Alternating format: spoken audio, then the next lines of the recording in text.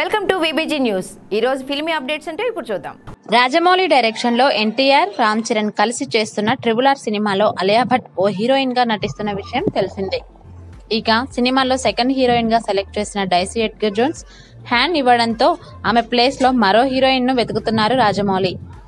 రామ్ చరణ్ సీతారామరాజు పాత్రలో నటిస్తుండగా RRR లో తారక్ కొమరం భీమ్ గా నటిస్తున్నాడు. చరణ్ కు జోడీగా అలియా భట్ నటిస్తుంది. బాలీవుడ్ క్రేజీ హీరోయిన్ అయిన అలియా భట్ తెలుగులో చేసే మొదటి సినిమా అదే. అయితే ఈలోగా చరణ్ తో జత కడుతున్న అలియా మీద స్టైలిష్ స్టార్ అల్లు అర్జున్ కూడా కన్నేశాడు.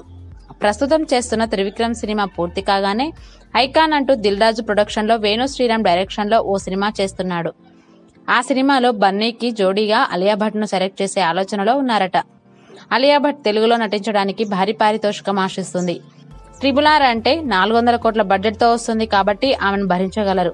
మరి బన్నీ సినిమా కోసం అలియా కోరినంత వీరు ఇవ్వగలరా అన్నది చూడాలి.